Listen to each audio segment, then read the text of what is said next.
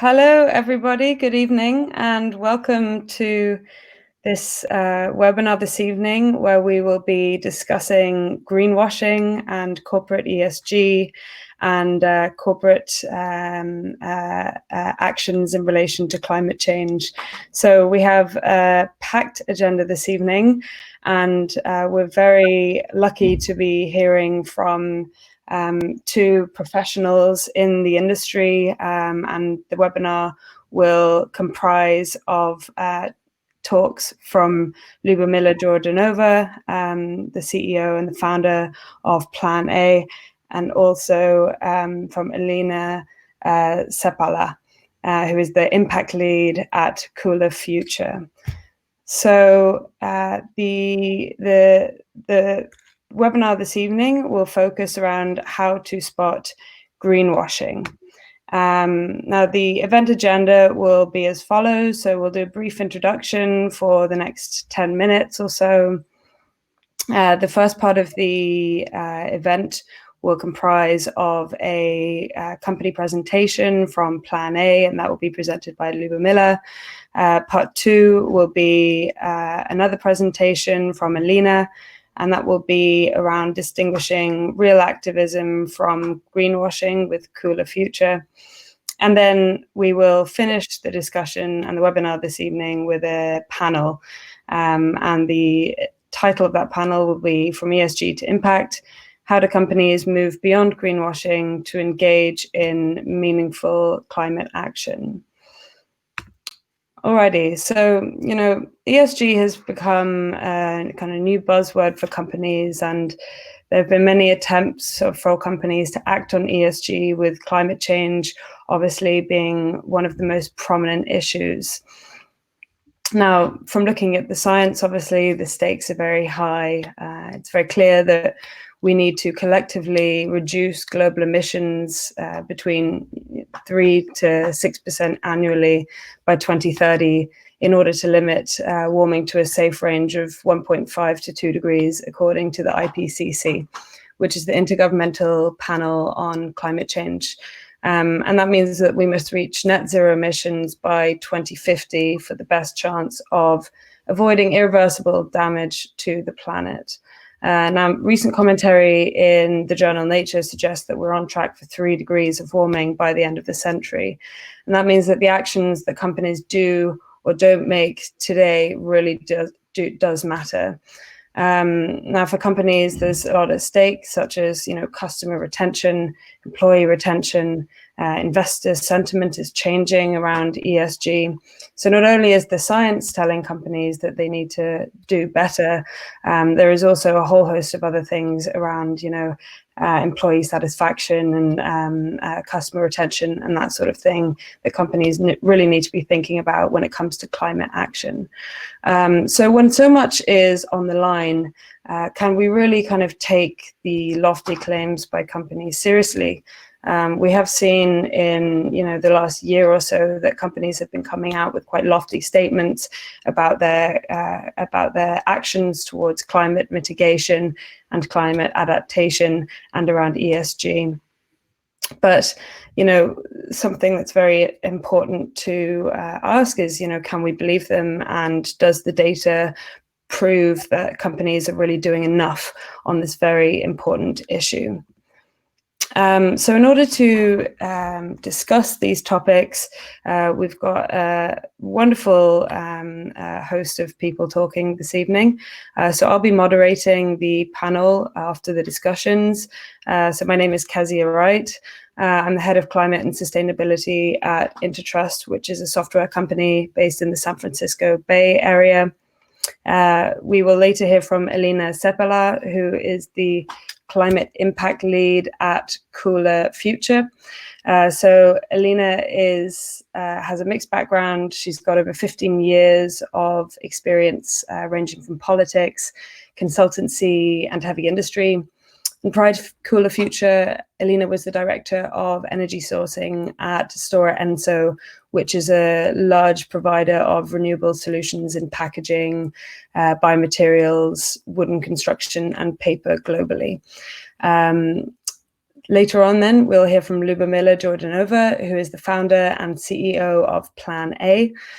So Lubomila is also the founder of the Green Tech Alliance, which is a collection of over 300 startups, which are connected to over 200 advisors from VC, media, and businesses. And the Green Tech Alliance was arranged to help companies raise money, to give them advice, and also to help clean tech companies get some feedback. So prior to PlanA, Lubomila worked in investment banking, in venture capital, and in fintech in Asia and Europe. And she was recently announced as a 30 under 30 social entrepreneur of 2020 by Forbes and Entrepreneur to Watch in Germany. So delighted to have this wonderful host of speakers chatting this evening with us.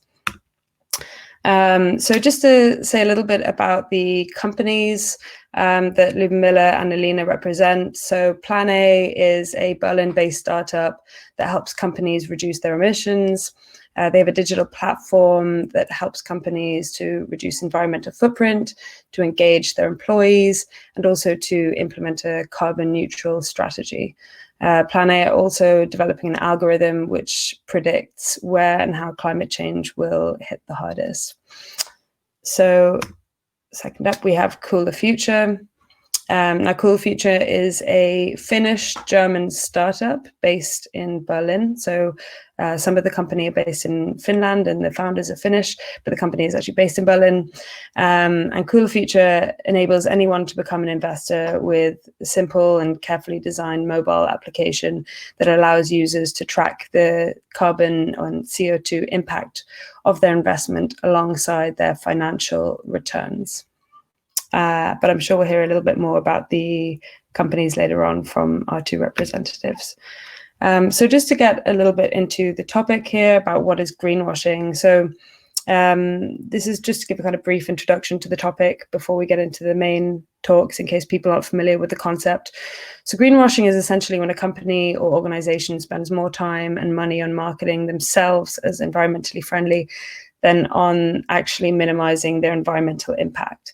So it's essentially a marketing spin that persuades the public that a company's products, aims, or processes are environmentally friendly in order to attract more clients.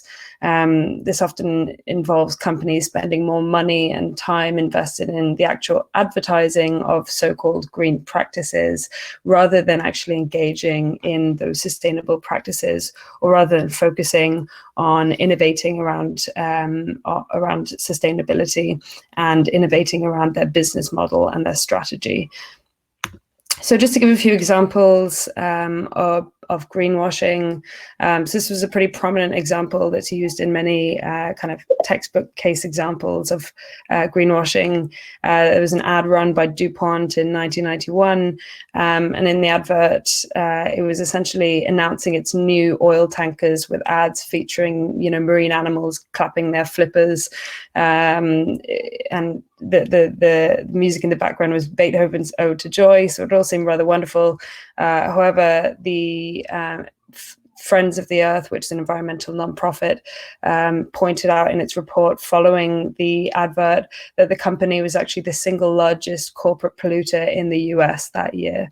So clearly the company spent millions on this advert campaign, but on the flip side of that, it was also the largest corporate polluter. So clearly it didn't quite stack up. More recent examples of greenwashing relate to bioplastics, which many of us may be familiar with. Bioplastics simply refer to plastics that are made from a plant or other biological material instead of petroleum. They're also known as bio-based plastics. And often, when cafes and restaurants and food chain outlets switching to bioplastics, they're seen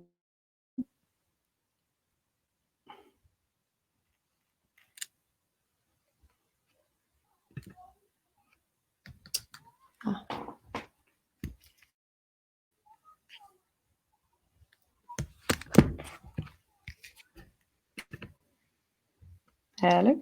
Hey. Yes.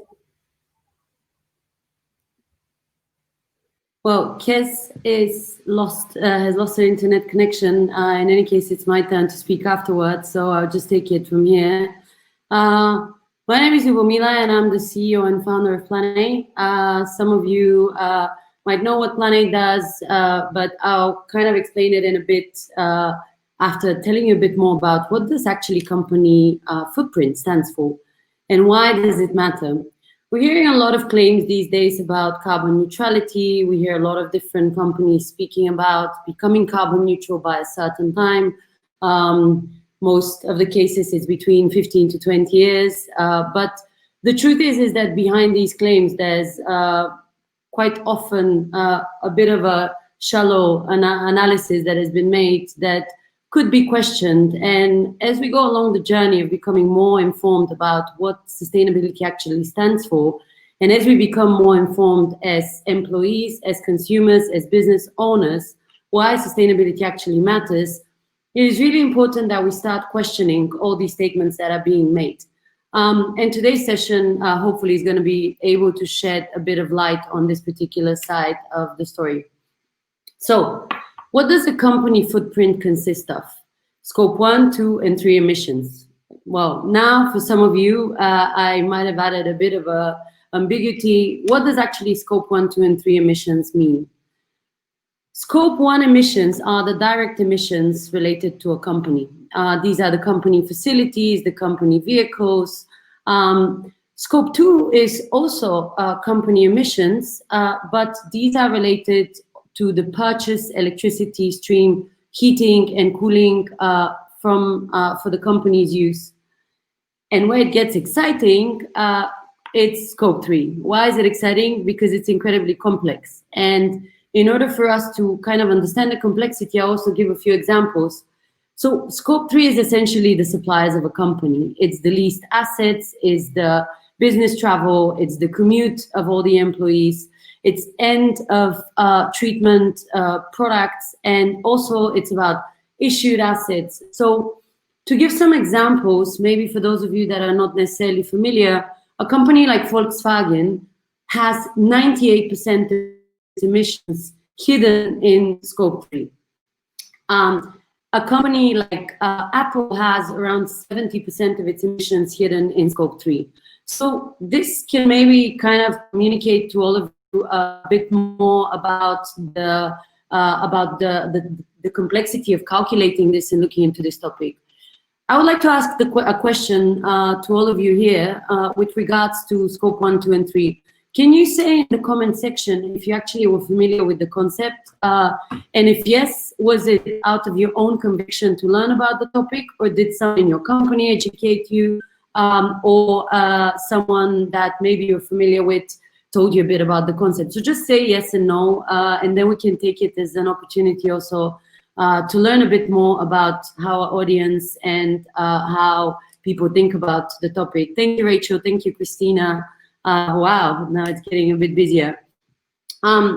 Maybe I can spend just one more minute on this particular topic because I see the many no's that are being written here. So imagine a company that actually is producing a pen. A pen is a product that we all use in our day-to-day, and pen has different building blocks. If you're a big company like Faber-Castell, which is a famous company that produces pencils and pens and all sorts of stationery, you probably you probably own the whole supply chain, and you might also not, but let's assume they do, which means that their Scope 1, 2, and 3 are predominantly kind of focused in, are heavily focused on the Scope 1 and 2 because the company owns its own supply chain. But let's take the examples of Apple. Apple is one of the companies that has contributed to a lot of the electronics that we use day to day, our laptops, our phones, any kind of device that you use that is produced by them. For Apple, actually, there's thousands and thousands of suppliers. So for them to actually have an overview and be able to make a claim like they did actually a few months ago about transforming their suppliers into sustainable ones, imagine how much deliberation and analysis happened before they were able to do that. And this brings me to my next point, carbon neutrality. So can a company be carbon neutral? I'm going to use another cool thing that we have as a feature here on our channel. I'm going to publish a poll, and I would like to ask you if you think whether a company can really be carbon neutral or not after what I just told you in terms of the complexity of collecting and analyzing the data. Well, can a company be carbon neutral? The answer is yes and no. Well, yes, but not today. No, from today's perspective, it's full, transparent manner. Why do I say no? Well, actually, carbon neutrality, if it's really, really true and well done, should capture all the emissions of a company, should be really covering every single aspect, every single activity that a company has. And maybe for a company that is as big as your startup or as big as my startup, it is possible to be able to calculate this, but it also could be quite challenging. And I'll explain also in a second why we believe it's not as easy, and it's really important to focus on the science and focus on the data collection before you start claiming carbon neutrality for the company that you work in or the company that you have built. Many of you have asked us in PlanA a lot of times what is carbon offsetting, and this is why we have it right in the middle of our website explained. And isn't this how you become carbon neutral? The answer is yes. Carbon offsetting is one of the vehicles that has been developed over the years that enables companies to neutralize their existence and their negative impact on the planet. How does the process work? Well, a company emits certain emissions for scope 1, 2, and 3, and essentially the business and the organization goes into the process of calculating these emissions, which unfortunately quite often are calculated with averages, so accuracy goes a bit down, but let's assume the company has gotten to a concrete number that really explains in detail what is the carbon footprint of a company. After they have this exact number, a value of 100, 100,000, they go to a company that is a carbon offsetter, and they say, neutralize my negative impact on the planet. What happens as a step after is that the business purchases offsetting credits. How are these offsetting credits?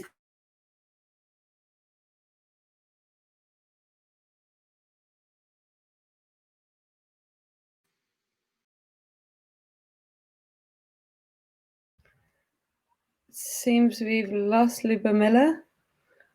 So we'll just wait another few minutes to see if she'll rejoin. So this is, we're playing bingo with who gets who doesn't. Sorry for this, I don't know what happened. This is keeping the attention of everyone on high level. So what is actually offsetting? This is where I got, and I hope you managed to hear me. Please say in the comments if there was something left unclear because of the bad connection for a second.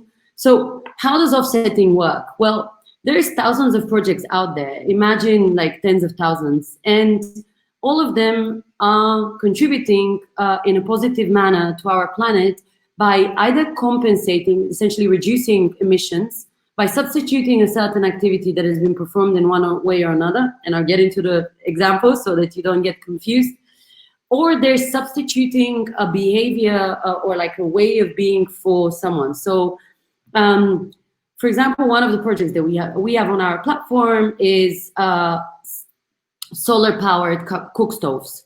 And why is this a way of essentially doing offsetting? Because the normal way that the women in chat in the project that we use, for example, would cook would be with coal.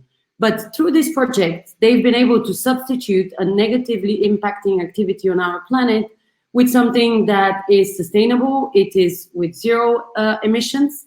And this is a project. This is a project that has a beginning and an end. The beginning of this project is deciding what you actually want to have a good impact on. The end of this project is this project being implemented. So the women in chat, which are the beneficiaries of this project, actually having these cook stoves and being able to cook with them instead of with coal. So these women, and I say women because it's a really project that is focused on women. These women can access this new technology and substitute the negative one. Now, what does this project go through? This project goes through a certification process that gets a stamp of approval of certification bodies like the Gold Standard, Vera, and so on. Like, there's a few different types out there. These are just two examples. And these certification bodies say, hey, this project actually has been able to compensate or eliminate X amount of emissions. So then what happens? The company goes and says, I have emitted 100 tons of CO2, and I would like to compensate them. The offsetting company then tells them, you need to purchase 100 credits from us that come at the cost of, let's say, 12 euros, 15 euros, 7 euros, and you compensate, you neutralize the emissions that you have created. Now, what is the catch with this particular setup? And why is it important that we really understand this cycle? So remember, I just mentioned that there's offsets that come at the cost of 1, 2, 10, 12 euros. There's different quality projects. So a company that is a big polluter can decide to compensate with a really low quality project that is really intrusive to the local community. It could be also a project that is not necessarily effective with its technology.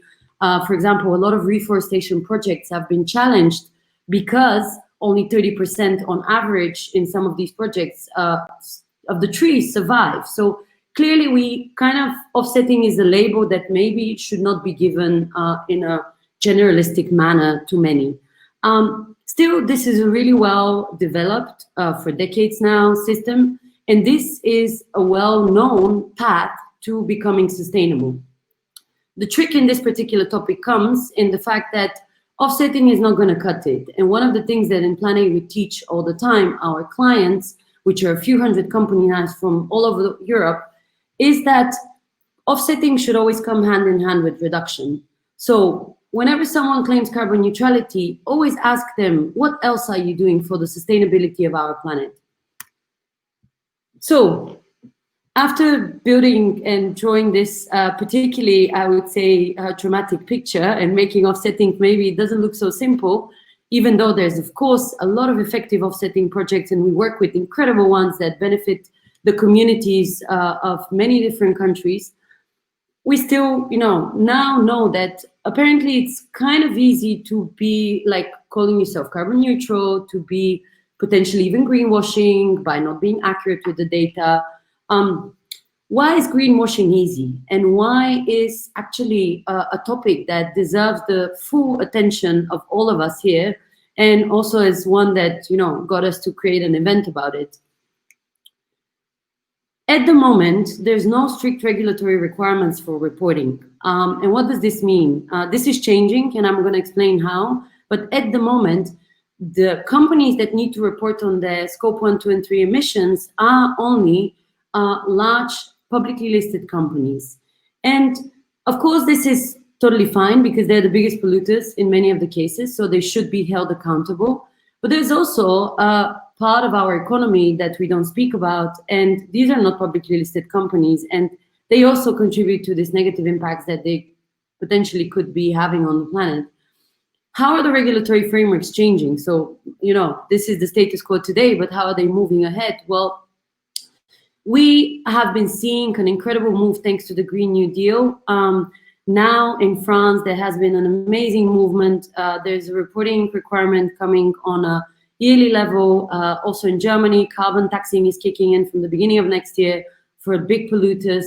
And this is really exciting because this shows that this focus on this topic is really out there. But at the moment, a big company can also report on their scope 3 using averages. They can report also using historical data, which leads me to my second point. Use of averages in accurate historical data is prevalent. And what does this mean? Well, it allows for a lot of statements about carbon footprints that are not related to reality. And I'm going to leave this to Elena because she's going to cover the topic of what kind of things we need to spot whenever we hear someone saying carbon neutral, and also what do they do when they actually do these calculations. And a final really important aspect is that the topic of sustainability is novel. Even though all of us here, and I'm super grateful to all of you that have decided to join us, are spending together this evening chatting about this topic, the fact is that sustainability is something new. It's not new for the practitioners within the field. It's not new for Kezia, Elina, or me, but it's new to a lot of people. And even building a company in this space without the scientific knowledge is already, to some extent, greenwashing, or it could be if you don't necessarily follow the certain requirements. And this is where education comes in place. It's really important that we decide on actually taking these statements with a pinch of salt. And whenever any company says, I am carbon neutral, I am on the path of being sustainable, to kind of focus on the statements and look into the details. So this is the moment when I just explain what actually makes me somewhat an expert in this field and why I feel comfortable making the statements that I'm making. In PlanA, we have built a software that helps companies calculate, monitor, and reduce their emissions. We also do offsetting, but only with project owners and only with people that work on the ground, so we know what impact we're making. Our focus of the software is reduction. So anything that we help a company with is essentially focused on getting these companies to really work on their sustainability agenda rather than being able to make a claim after one calculation was done. Our software has served the needs of companies like BCGDV, BMW Foundation, football clubs, and many other famous and not so famous ventures. We now have served around 400 companies, and this is really exciting because we see this movement going definitely outside of the scope of only Germany or only Europe.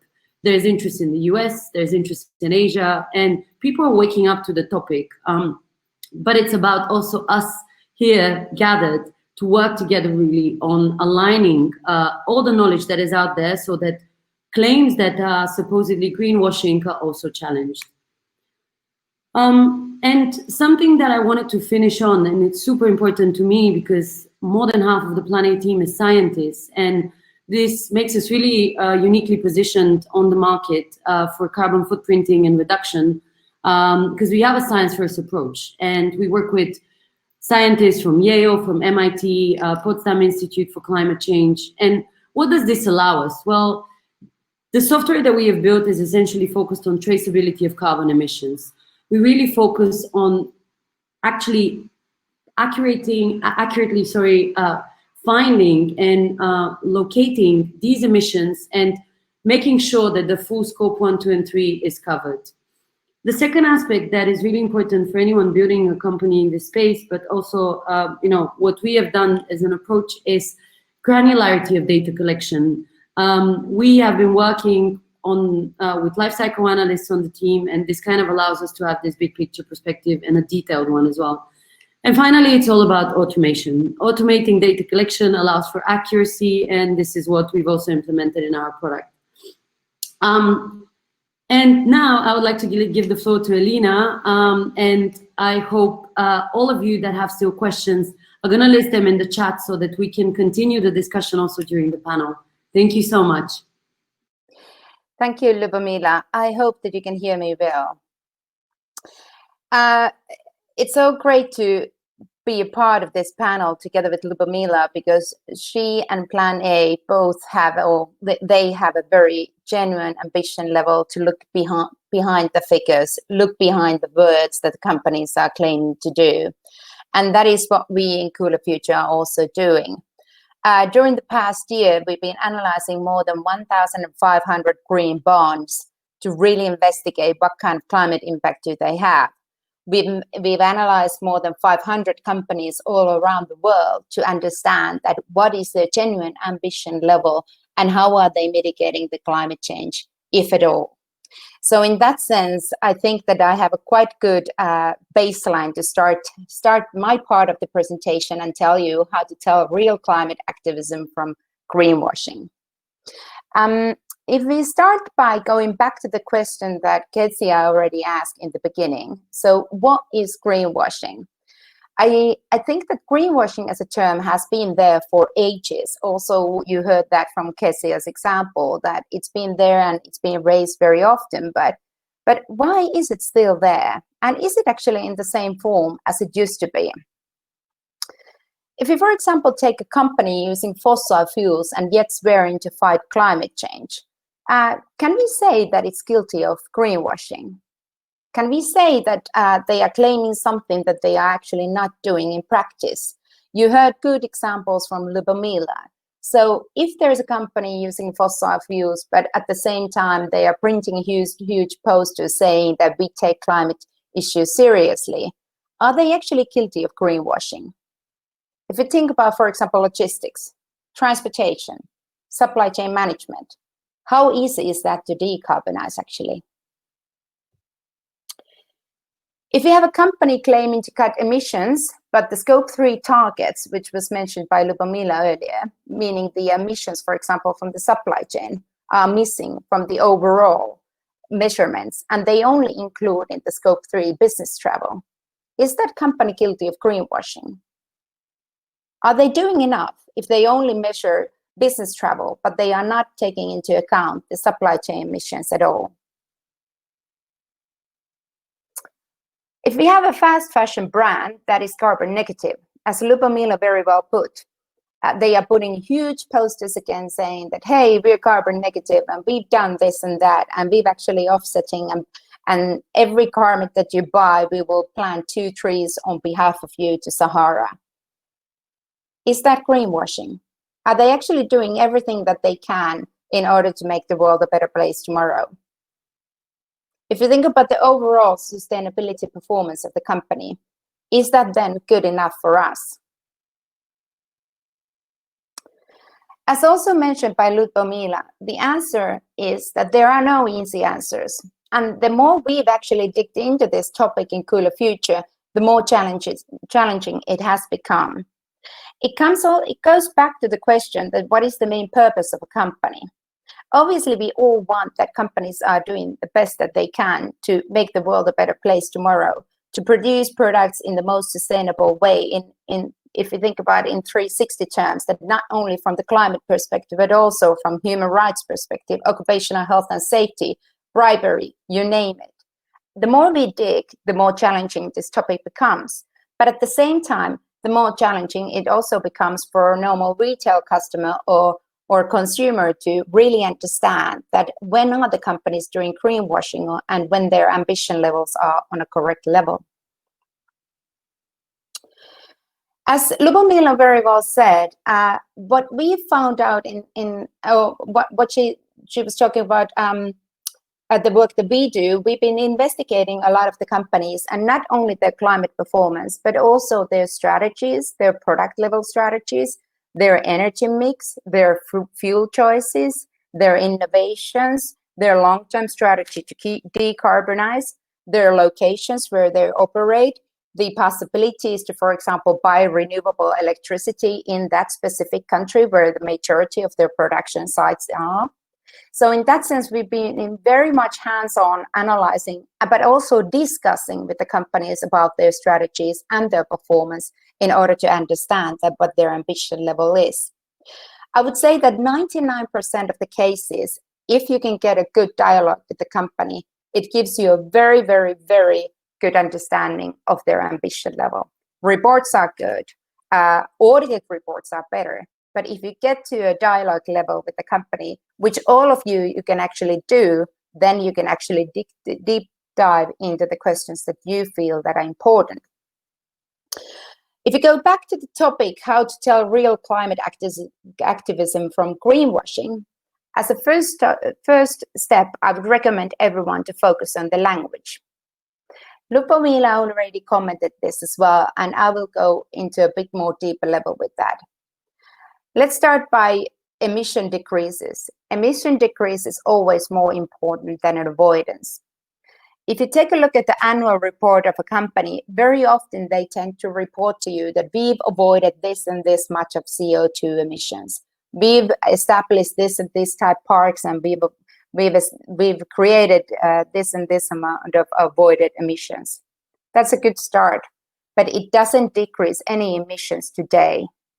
And we all know that the planet is in such a condition that we need to start decreasing emissions today and not tomorrow. And that's why the terminology and the focus of the companies, it's very, very important. What kind of actions are they already doing today instead of tomorrow? How much of their own footprint, whether it's scope 1, scope 2, or 3, are being decreased instead of looking at future and avoiding extra emissions in the future. Another thing that Lubomila already also mentioned was the logistics, inbound and outbound, meaning the supply chain, meaning the scope 3. Energy and logistics are the biggest influences when it comes to, for the majority of the companies, when it comes to the climate impact. Companies have very often these nice claims and header text within the annual reports that they use 100% renewable electricity. Renewable electricity is of course good, but if you have massive product sites and you don't report any of the fuel choices that you've done, then it's more on the greenwashing side than rather than being honest. Look for the small print. Look for the major parts of the operation that the manufacturer or the company in question is doing.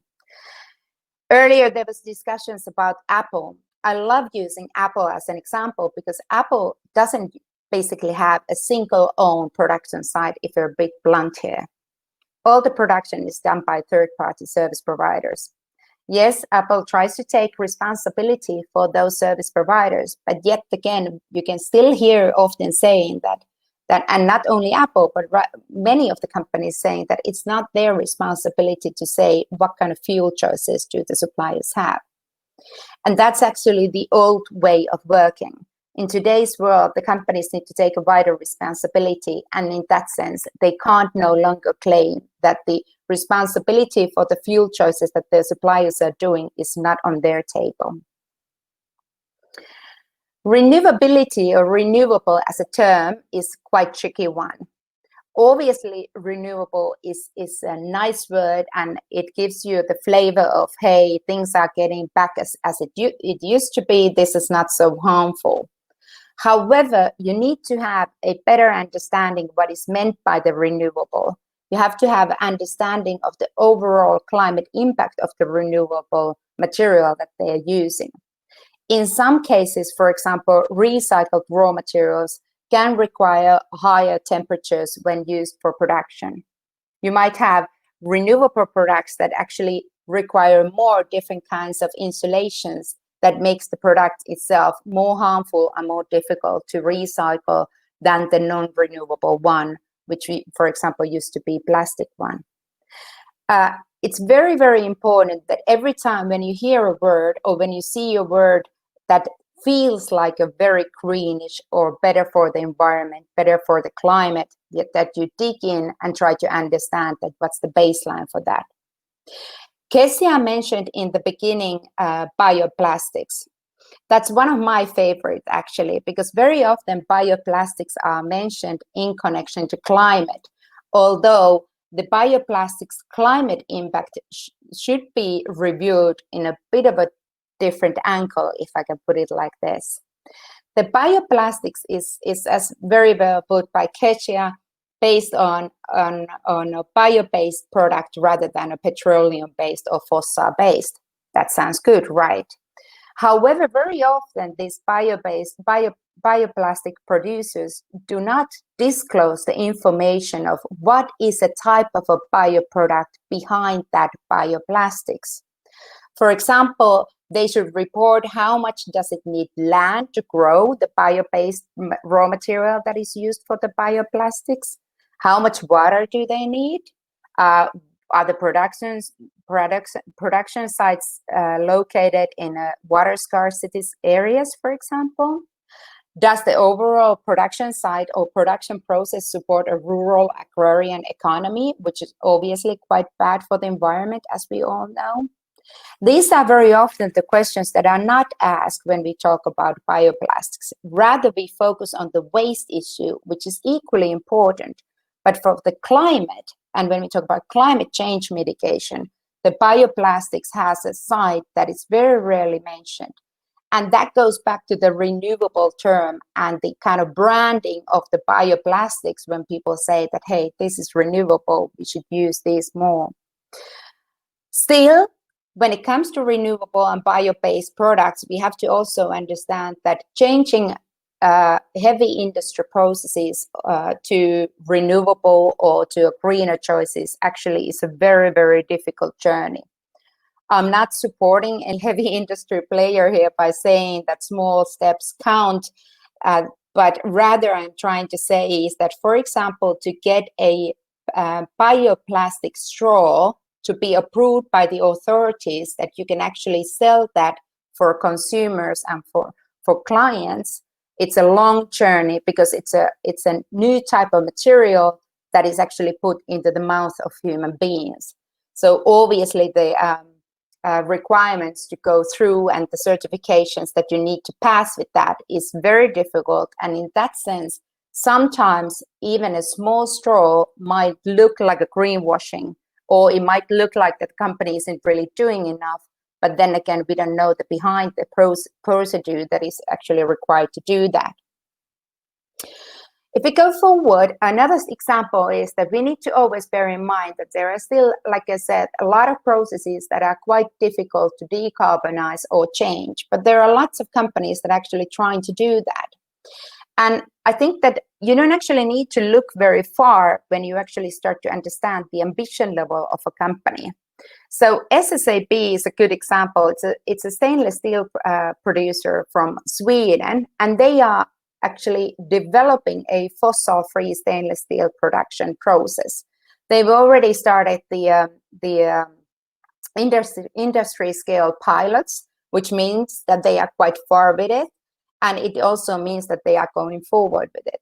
So for us in Cooler Future, when we think that where should we invest people's money, we are looking at SSAB, for example, with very, very high interest, because we think that even though today they have a massive CO2 footprint and they are contributing humongously on the climate change, we still think that the work that they are doing is actually something that everyone should look carefully after, because they are really, really trying to decarbonize something that has ever done before.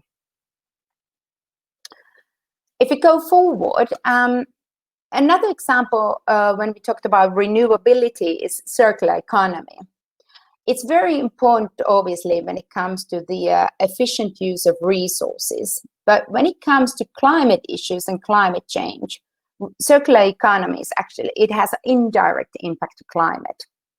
And that means that basically circular economy doesn't necessarily mean that the product or circular economy ideas or new innovations don't always mean that they are better for the environment or especially for the climate. But it can mean, but at the same time, we should always look behind. Circular economy has become a sort of a buzzword nowadays, and it's very often used in a connection to climate issues.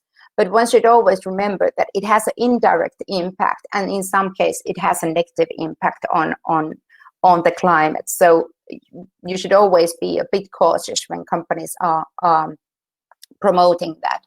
Another thing what circular economy is used for is like H&M are saying that they are forerunners, or they want to become forerunners in circular economy by collecting the clothes that they are selling. No way can they ever collect all the clothes that they are selling, because people are a bit lazy in that sense that even though the H&M would be willing to take the clothes back to these stores, we know that we wouldn't be bringing them there. So even in that case, companies can have nice efforts, but if it doesn't transform into concrete actions, then it's yet again another nice label without actually any proof of changing, or proof of people changing behavior, or actually resulting into good results for the environment.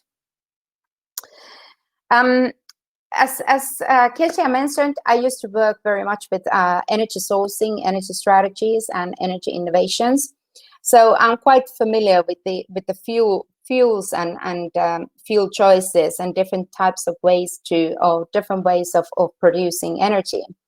And I know that lots of people usually tend to think that natural gas is a bad thing, but one should always remember that in most of the cases, natural gas has, for example, lower CO2 footprint than, for example, biomass.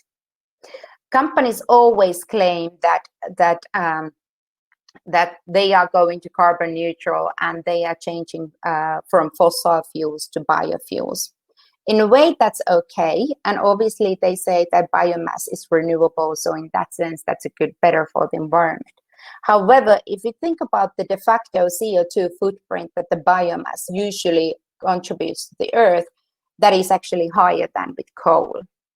This is a topic that is not very often talked, and not that it's a topic that it's a taboo in some you could say that in some areas or in some aspects it is a taboo. But another thing is that, for example, within the carbon emissions stream, biomass is not included there. So therefore, a lot of people don't regard it as a emitting a fuel because of the fact that it grows back during the time. However, for example, at Cooler Future, we've been talking about this a lot because we should anyway think about the situation we are living now and the amount that we are emitting today. Even though the biomass is renewable, it is still emitting huge amount of emissions today when we burn it. And that's why you should always be very cautious when companies are saying that, yeah, we are issuing this green bond in order to change our natural gas fueled boiler into a biomass boiler.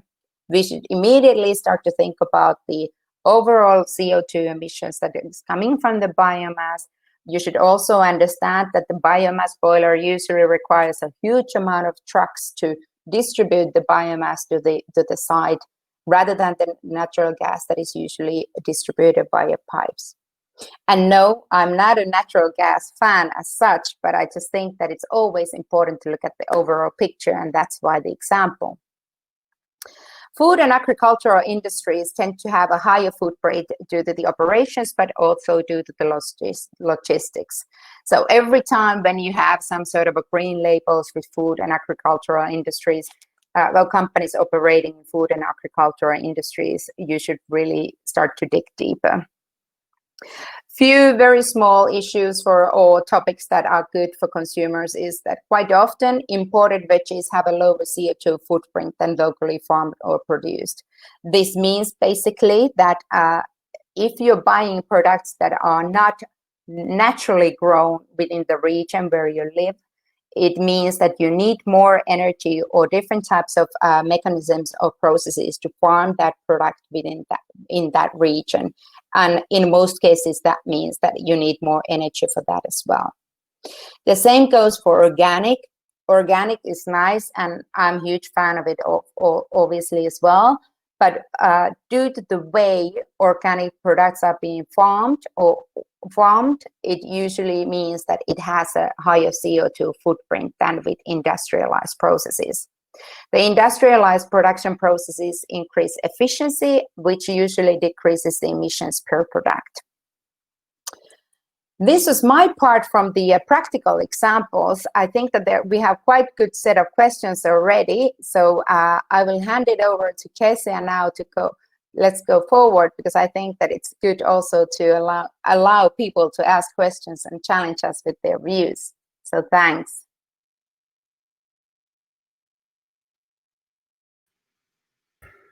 Wonderful.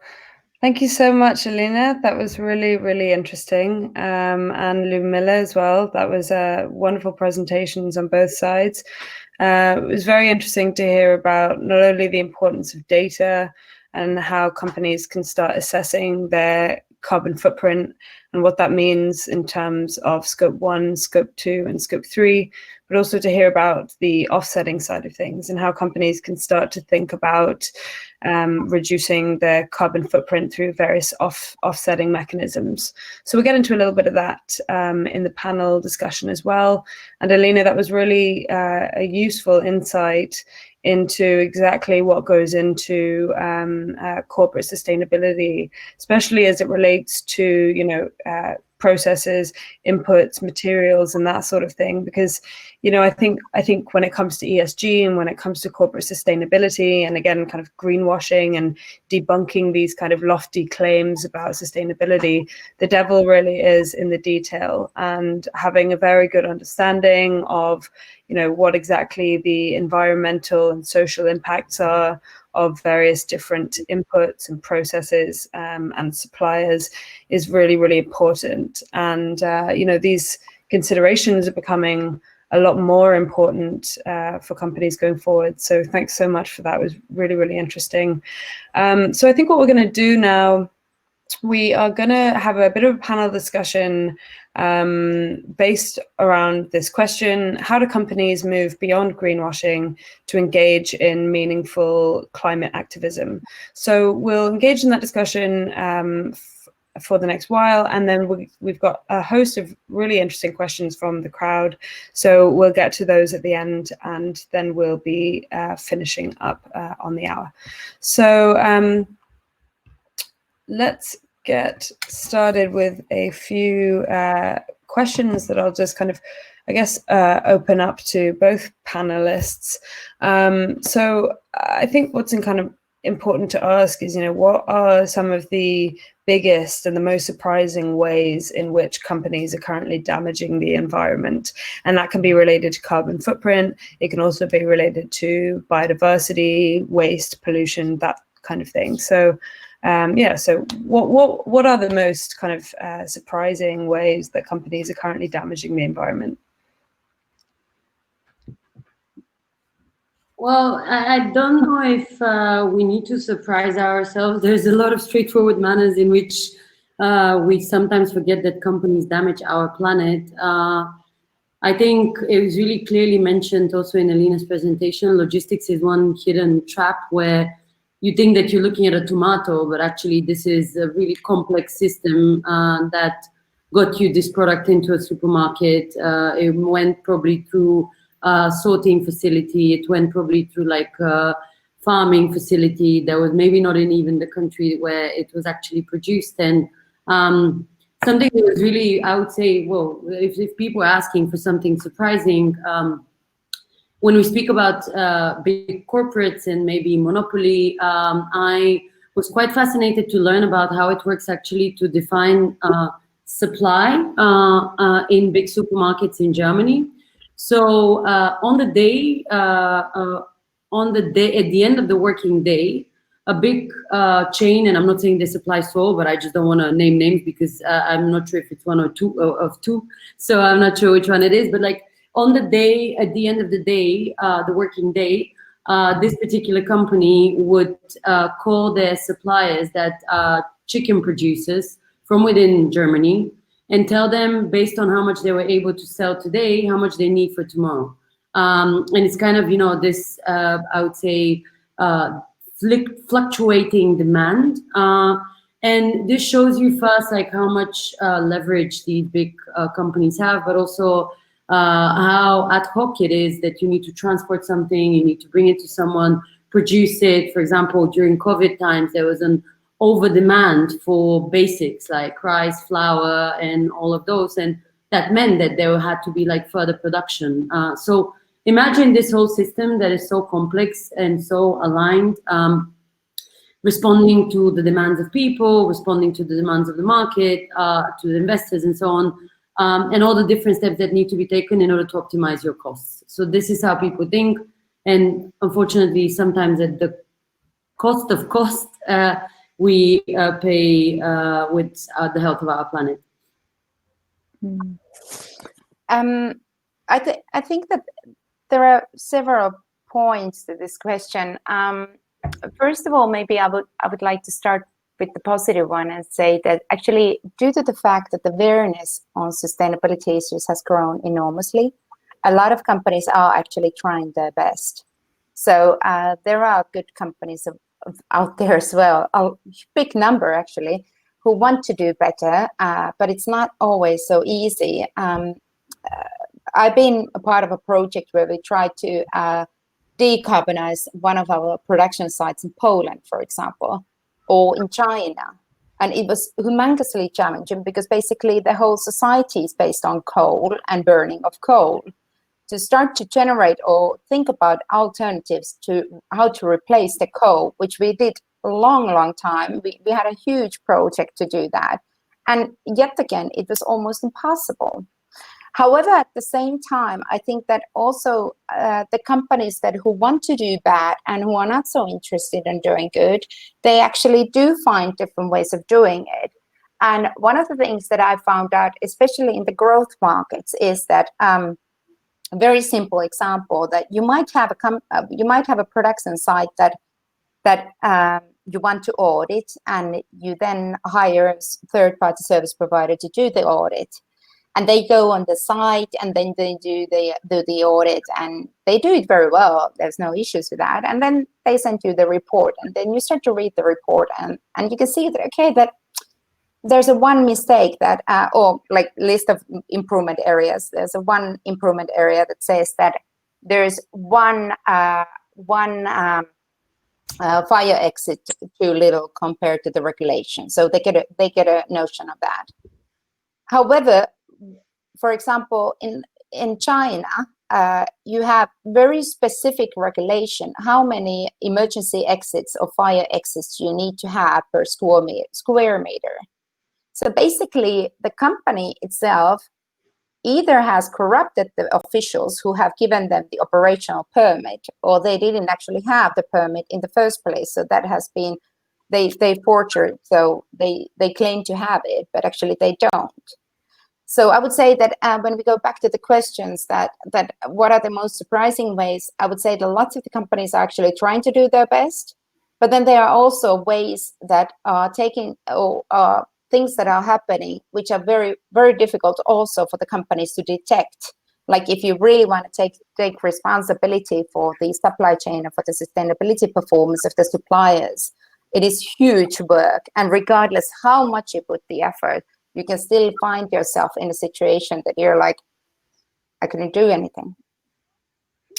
Yeah, that's a very interesting point. And I really thought your point about, emerging markets as well, and regulation is really pertinent. And, often I think it's the case that when regulation is present in a country or in a region, then it almost forces the hand of companies to do something about climate change.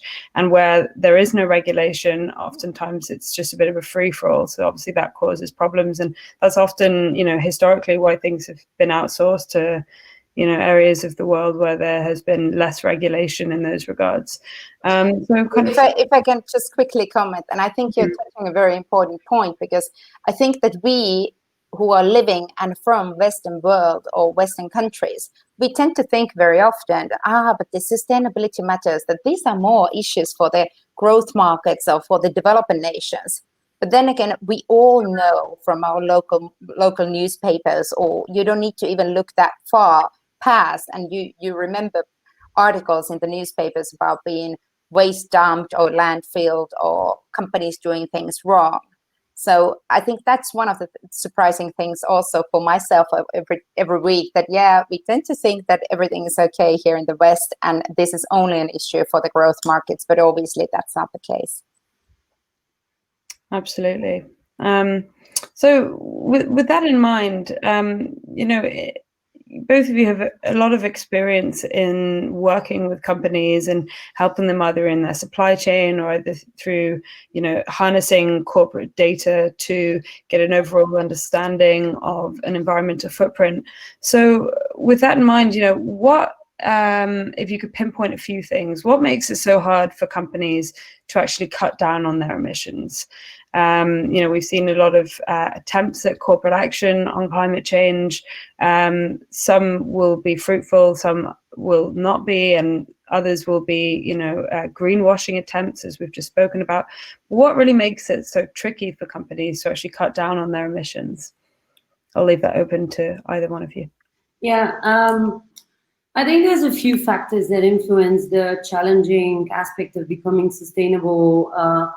First of all, there's a certain level of stigma. I think even if you have an attempt to be sustainable, so one of our clients, for example, is a big football club in Germany, and I was like, why did you never communicate that your stadium is solar powered? This is phenomenal. This is really great. This is a great first step. They're like, well, because the press is going to destroy us on everything else we haven't done. And I think this is where we have this stigma that you always have to hit it like in the target from the first hit. And I think this is not really a nice way to approach sustainability, because sustainability is complex, and we need to understand that we have been using different ways of being and different ways of operating businesses for decades. So of course it doesn't happen overnight, and we need to respect the process and this journey that companies need to go through.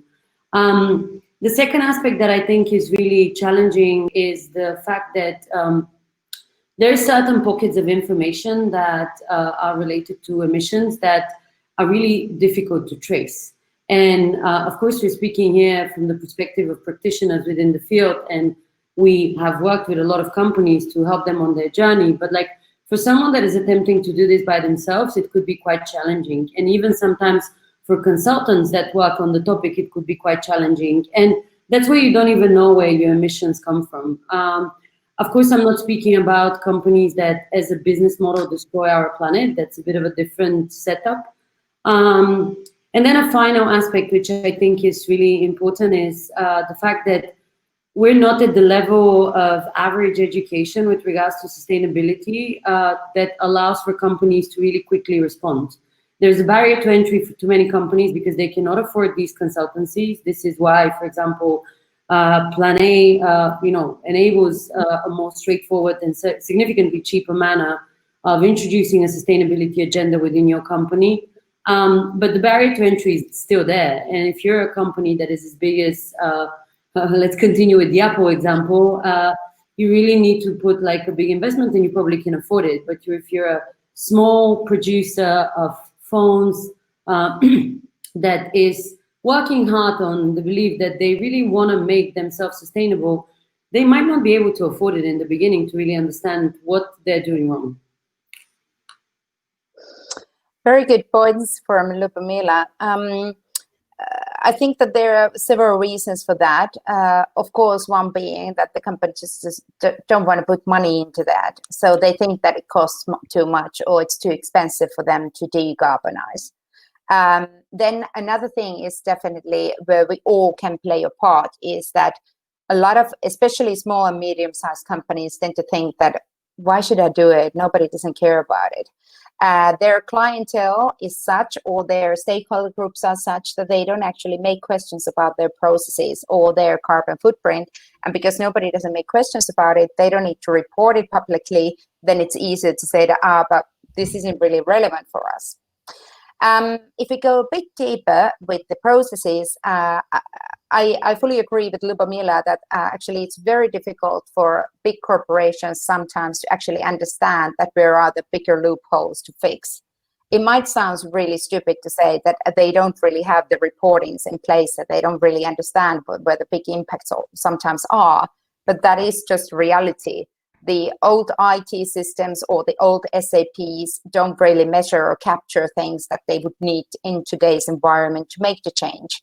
And that is something that is limiting them to really understand that what they need to do.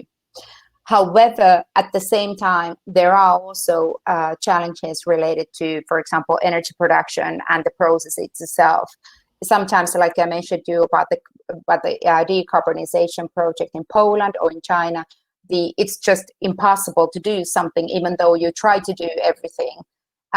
You just don't have the technology yet there. One thing what I like to use as an example is that very often companies would like to start to use public waste, plastic waste as a fuel. One of the challenges of using that is that it's very bad quality, and burning it for industrial purposes, it's extremely difficult.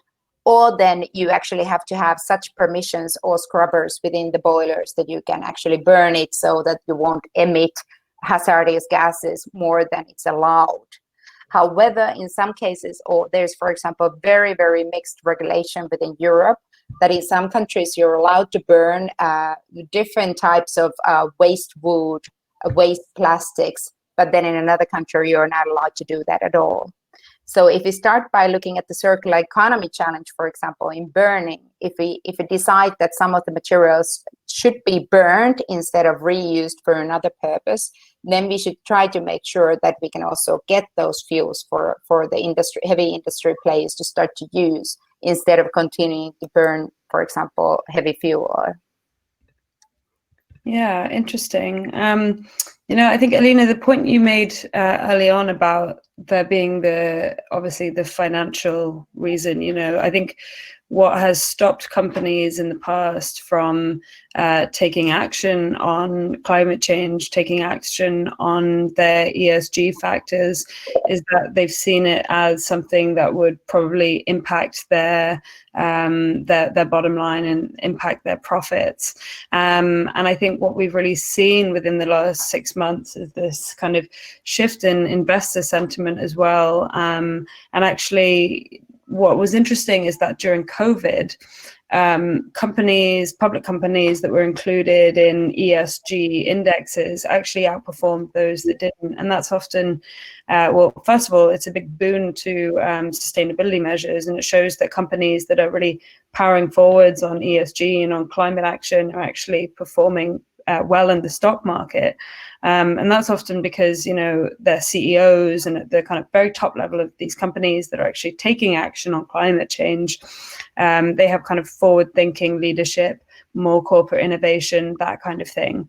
And obviously, those things long-term will ensure the sustainability and the long-term competitiveness of companies. So I think this whole idea that, leaving a certain amount of short-term profit on the table for long-term gains when it comes to climate mitigation and adaptation policies from companies is something that's really interesting to think about. And so, granted that there is a clear environmental, social benefit to calculating corporate carbon footprint, to implementing sustainability strategies, to looking throughout your supply chain and seeing how you can implement more sustainable processes and inputs. Why is it that companies are still falling for greenwashing, and why is it that we still have this greenwashing phenomenon, especially in corporate sustainability reports and in kind of lofty corporate statements? They're still rife, and they still kind of are used. The great examples were given earlier on about H&M, for example. There was the DuPont example. So why is it that companies are still falling for greenwashing and still engaging in this kind of marketing tactic? I think it's because it's still possible to do that.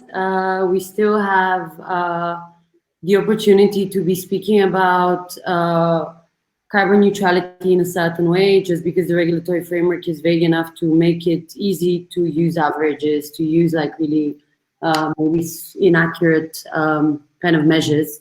And because I think also some companies kind of excuse themselves with the fact that we're doing something and at least we're offsetting, at least we're recycling or something along these lines. And I guess this could be fine for the time being until the consumer is not educated enough. Like, I don't know if you followed the outcry that happened after Oatly announced their latest funding round, the famous oat milk company. It turned out that one of the investors is also behind heavy deforestation activities in Amazon forest, and that are actually used for agriculture, which is one of the main marketing stunts and main marketing statements that Oatly makes. So these discrepancies between messaging, I think, like where this is like a failed attempt for greenwashing, where companies still are capable of doing this is because consumers are not educated enough. If we look at Germany, if we look at Europe, we're definitely on a different level because we have also politicians speaking about the topic. We have big corporates being held accountable, but that's not true for many geographies, and we need to take this into account. And in my opinion, it's a matter of a few years that we're going to be really speaking openly about these issues, and without necessarily pointing fingers. I don't think negativity is what helps in this topic. It's more pragmatism. And just like getting the data to be the driving decision-making factor when it comes to this topic. Yeah, that's interesting. I thought the Oatly case was very interesting, actually, and especially, for a company that has, I guess, prided itself from day one, and it's very core. It's kind of presented itself to the world, and it's almost kind of sold itself. Its unique selling point, I guess, is in environmentalism and providing a sustainable alternative to dairy milk, and having that having that news that came out was very interesting, and it just shows that. The investment side of things is very important, and it is the case that many of these large asset managers, many of these large funds, they are still invested in environmentally damaging industries and in environmentally damaging companies. So it's very important for companies when raising, and this is kind of from the perspective of a startup or for any company that's raising money, to also look at the investors and look at where the investors also have their money, and whether you will. I think there's an interesting trade-off there as a company, because you obviously need the money on the one hand, but then on the other side of it, there's the kind of moral and ethical decision of, well, if I'm a company and I'm purporting to be sustainable or environmentally friendly, do I feel okay if I am engaging in this partnership with an investor that is also invested in fossil fuels? So it's a very, it's an interesting question for kind of corporate strategy, corporate purpose, and that kind of thing. So yeah, it's definitely an interesting one. If I just make a comment, I think your statement is super important, and it really needs to be kind of amplified by the reality of it at the moment.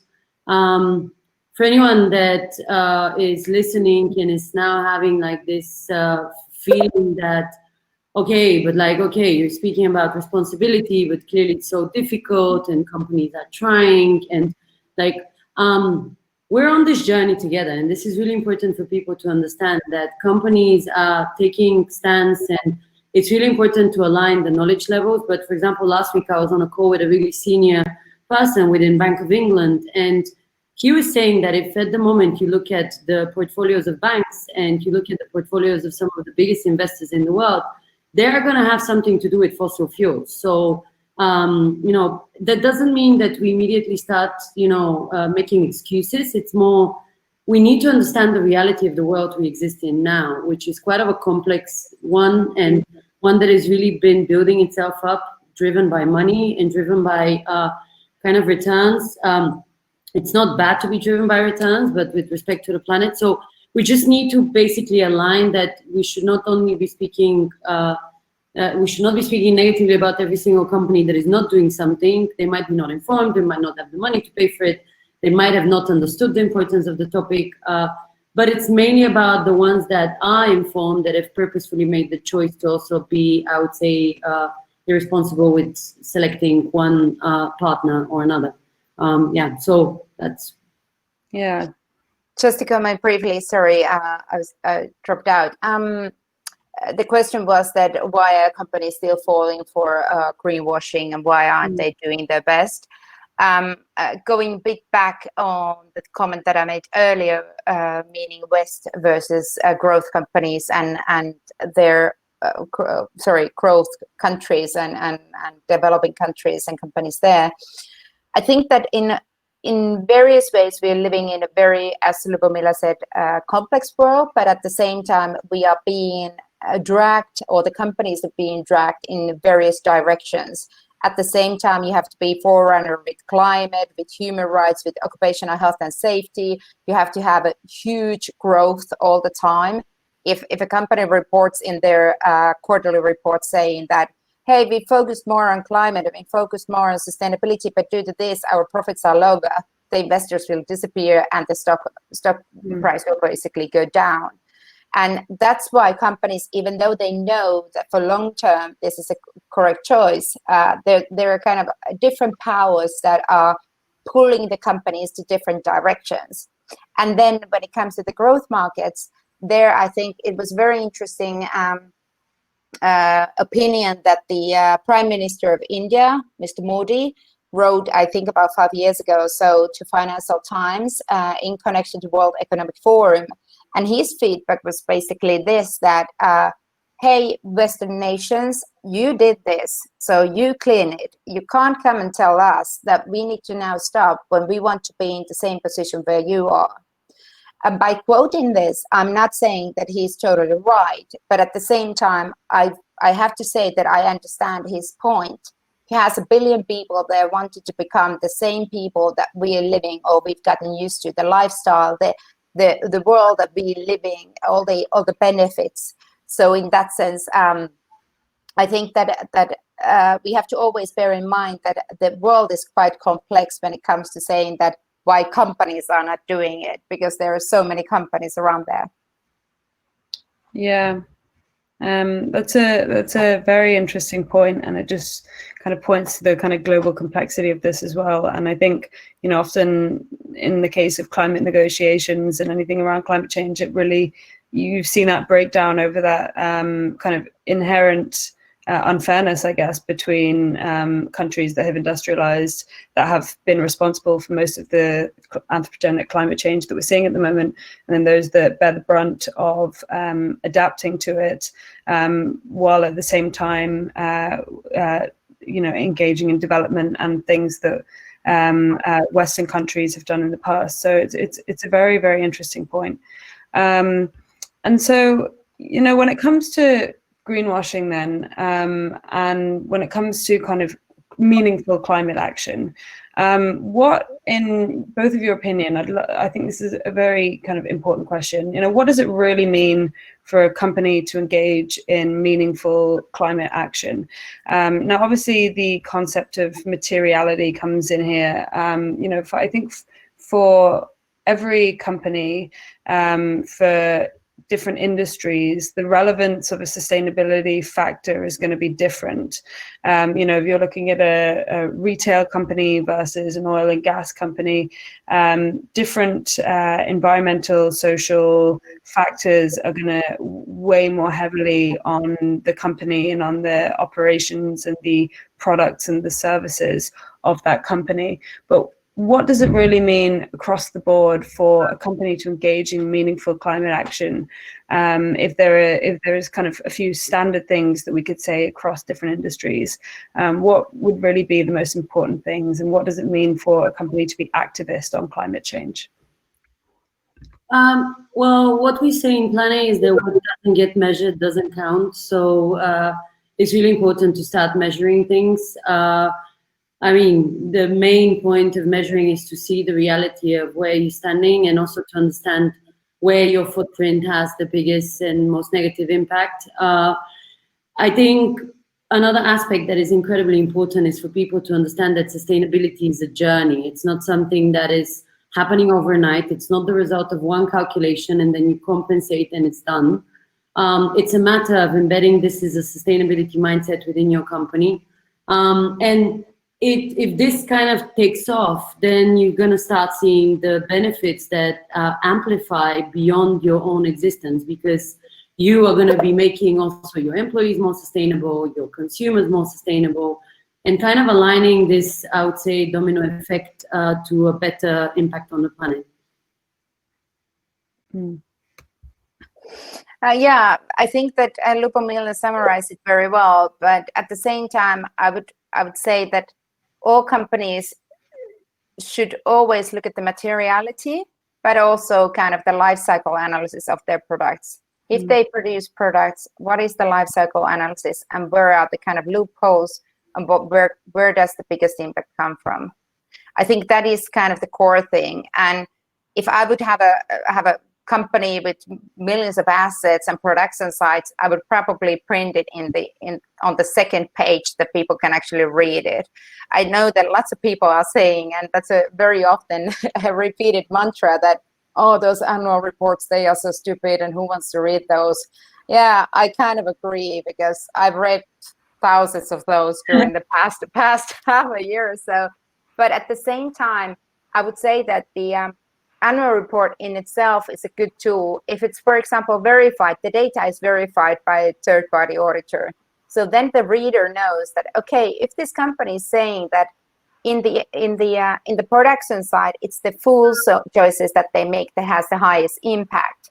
And now we've been able to kind of decrease the emissions from that, for example, 5% within 1 year, which is, by the way, a massive amount when we think about conventional production processes. Then as a reader, as a consumer, you can trust that data. You can think that, okay, there's an auditor who's audited this and he's actually checked the data behind this 5%, and that's accurate. And that's why I try to always say that if a company really wants to make a difference, they should do, as Lubomila say, measure, focus on certain things. Do not try to save the world on 300 aspects, but focus on the key issues. Choose, for example, 3 strategic themes. Nowadays, you can see that they all have like at least 5 to 10 different UN Sustainable Development Goals selected as their key priorities. You can't have 10 key priorities because the business anyway is the key priority. Without the business, you can't even do good for the planet. Yeah, I think that's an interesting point, and I think that strategy is an important word there as well. I think that, you know, when it comes to data collection, that's one part of the and obviously sustainability reporting is one side of the coin, and then the actual kind of meaningful action is in company strategy and also in company business model as well. And it's interesting to think about the fundamental business models of some companies and how they themselves might be wrong or unsustainable. You know, good examples are obviously fast fashion, which is probably the most kind of spoken about. You know, you've got your H&Ms of the world, which, you know, have different turnovers of clothes every few weeks. You know, you've also got IKEA, for example, which have at the moment, I know that they have implemented a pretty ambitious sustainability strategy focused on the circular economy going forwards. But, you know, to date, their business model has really been based on selling cheap disposable furniture. So I think, you know, I think the business model side of things is really important. And in your experience, you know, have you come across companies that have fundamentally had to change their core business model in order to be sustainable? And what are the kind of problems that would be associated with that, or the complexities for companies? I mean, obviously, it's quite a big task to change the root of what your company does or is. So have there been any interesting examples of kind of business model transformation that either of you have come across? Yeah, several, but maybe just mention a few small ones. I know that not maybe everyone is familiar with, but one big oil producer in Finland actually has transferred within the last 10 years from a very heavy oil dominant high polluter into one of the biggest renewable diesel producers. So, and they are producing it from waste oils, collecting it from different sources, etc. So I think that that's a kind of I would say one of the biggest transformations that I've seen. And actually they've been selected, Neste is the company's name. So it has been selected to several different most innovative, sustainable listings, whatever. So in that sense, I like to use that as an example. But if you look at the overall sustainable landscape, there's another bit older example in Finland. We used to have a government-owned tobacco company here called Ammer. The name was different, but nevertheless, they were a dominant tobacco producer. And then they decided to shift the strategy, and they became one of the biggest sport equipment and clothing producer. They owned brands like Wilson, Salomon, Arc'teryx, and others like that. So from a tobacco company, tobacco producer, to such a dominant brand owner, it was also a great journey. It was actually just sold to Chinese last year, but in a way, it was a great journey as well. So you have actually you have actually lots of these examples, but it's a bit shame that those stories don't really they don't get published, or they don't get so much tabloids as the bad news. the speculative aspect and the tabloid aspect is always more exciting for report on. I don't want to give examples because I think I'm going to forget a lot of amazing companies that I have a lot of respect for, because I think developing and transforming your company into a sustainable one is a difficult job. And for all the companies, and Neste is a really good example, that have been able to transform themselves, it's really interesting to listen to these confession interviews where they explain what journey they had to go on. And I encourage you all to listen to, I think there was a speech last year, it was opening speech of Green Tech Festival in Berlin. I don't know if it's available on YouTube or something. But what I think is really important for anyone that is like really challenged by making decisions when they support a brand, because I saw really fantastic questions, a question on saying about the Oatly example in the chat, is like, where do you draw the line? Like, who can you as a company take money from? Do portfolio need to be fully carbon neutral and so on?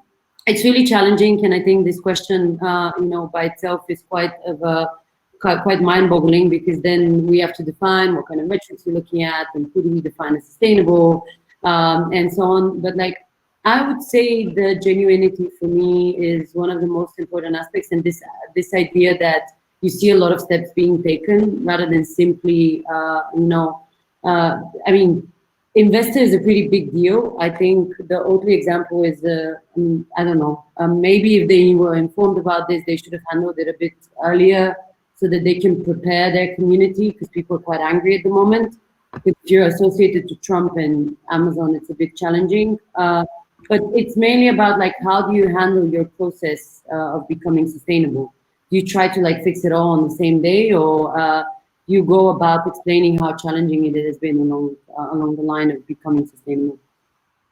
Yeah, that's a interesting point that actually leads to one of the questions. I'm just going to start mixing in some of the panel questions as well, so that we get a chance to get to some of those. I know that there were questions earlier on about, can companies operate in a Paris compliant way that have unsustainable business models? So we touched on a bit of that earlier on. But Lou, just to something that you were talking about when it comes to your upstream and downstream emissions, so specifically speaking about the kind of scope 3 emissions, which are obviously more tricky to calculate. Are there kind of categories within scope 3 where you see the most emissions, i.e. investments or supply chain, and what should we be watching for in that scope 3 section?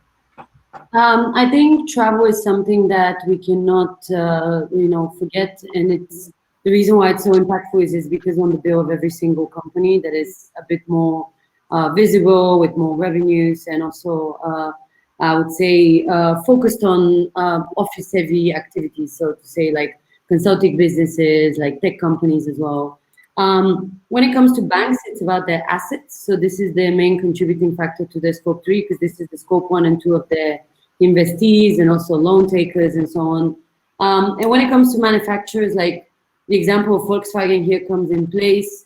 Volkswagen has 40,000 suppliers. So being able to calculate, the scope 3 of Volkswagen, 98% of its emissions come from scope 3, as I mentioned in my presentation. So there's a lot to be focused on there, quite of a big proportion. And I think it's quite, what is also something to keep in mind, and sometimes also, as Elena mentioned in her presentation, it's like stuck somewhere in scope 3 and you forget about it, is logistics.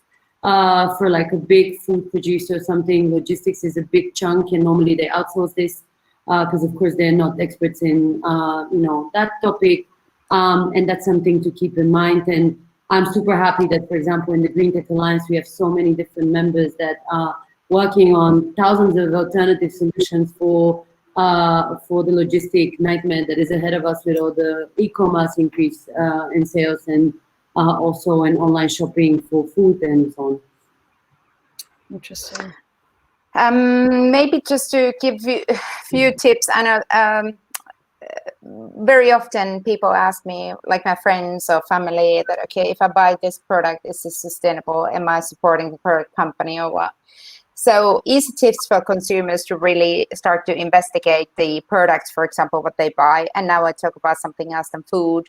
So if you buy a shampoo, look at where it's being produced, look at where it's being manufactured. That gives you an overview. Okay, if this was produced in China, you know already how far it has been dispatched from China to there, to the location where you are. Also look at the producer, like a lot of the big multinationals have centralized manufacturing or collection sites within the harbors in Europe. So if you're in a remote location, you already then know that, okay, it has been probably distributed from China to Central Europe and then from there to the location where you are. When it comes to kind of this investor side, this is obviously something very much of interest for us at Cooler Future, because we are trying to make all the human beings activist investors, that instead of thinking about what you buy from grocery store, you should actually think, where do you put your money to support those companies that are making the biggest effort. And there I think that actually there's a change happening, and everyone in this call can be a part of it, regardless whether you will invest through Cooler Future or some other platform. But it's the retailers and consumers are the ones who are actually making the change in the world. No company is driving the change by themselves. The companies transfer only when the human beings start to transfer and making noise, making questions to the companies. This has been the utmost, I would say, most fearful driver if you don't take into account the regulation. And if you think about today's political environment, the voice of the people in that country also matters, because the topics that get most of the voice, they will be handled also by the governments. So in that sense, always bear in mind that when you think about how should you transfer companies, how should you support this transformation for a better tomorrow, it's actually in your hand. It's in our hands to do that.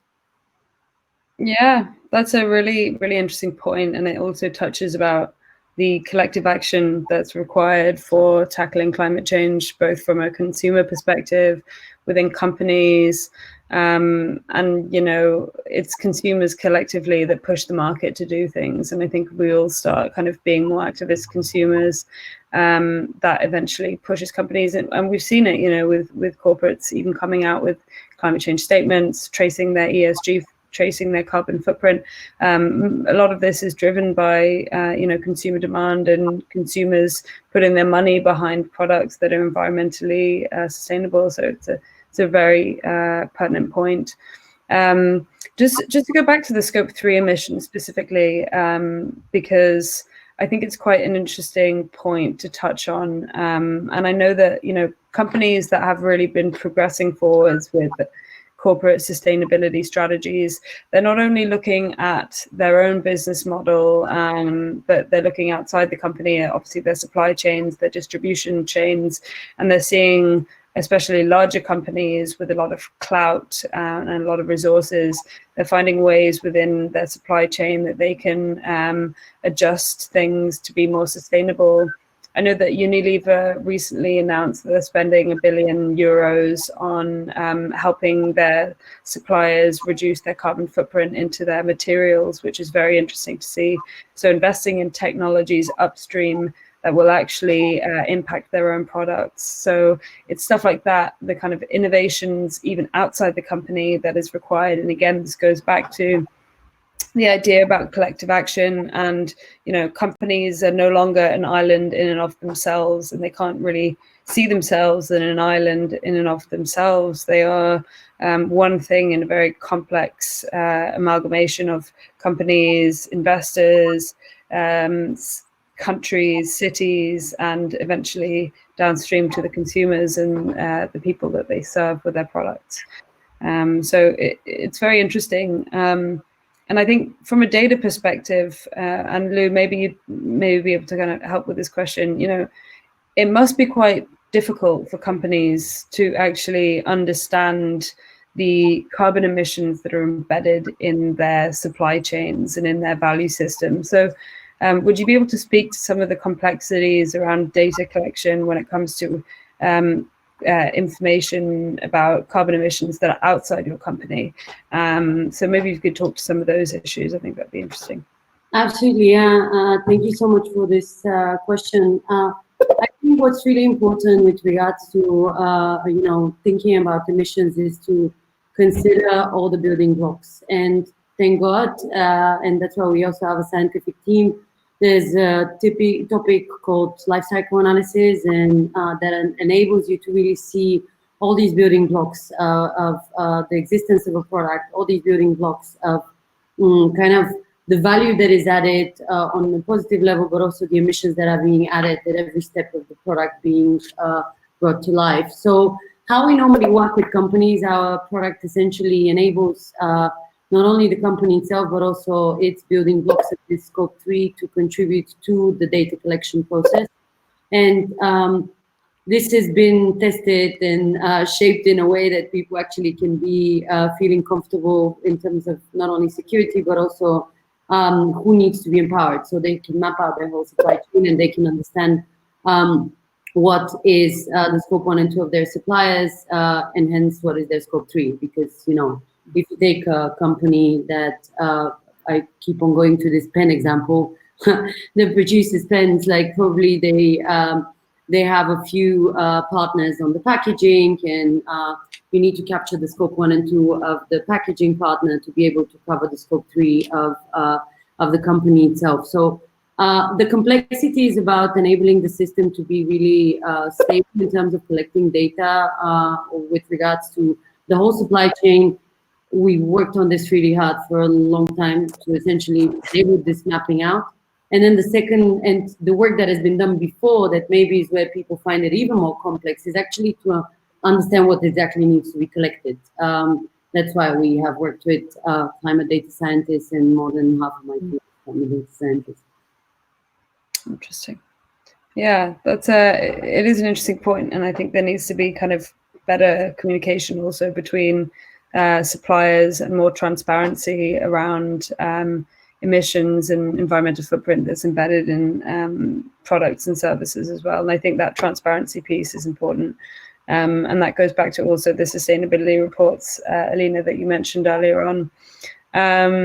So a lot of fruitful things for discussion. I'd like to give a bit of time to some of the questions in the panel, as I know we have a lot and some really interesting questions. So we will start with Stani Mira's question. So do you have suggestions for methods to put circularity and carbon emissions in context and observe them in context? So the life cycle analysis method is one, but is there any other methods that you would suggest?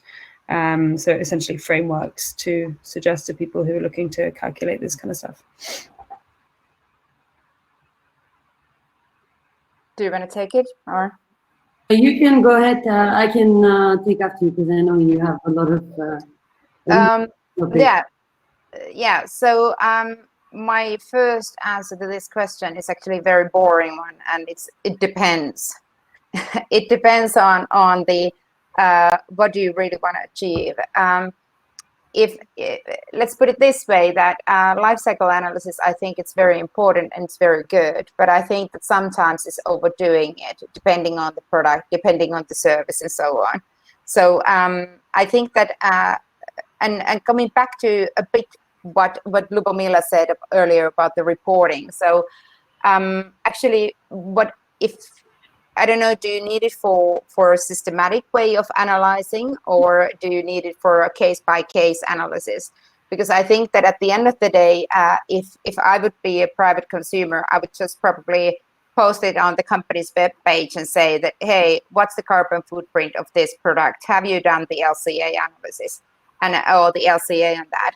And then they say that yes, they have, or they haven't, and they respond to you.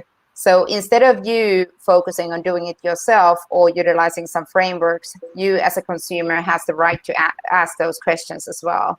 Might be a bit boring answer for you, because I know that you're looking at it from the framework perspective, but that would be my kind of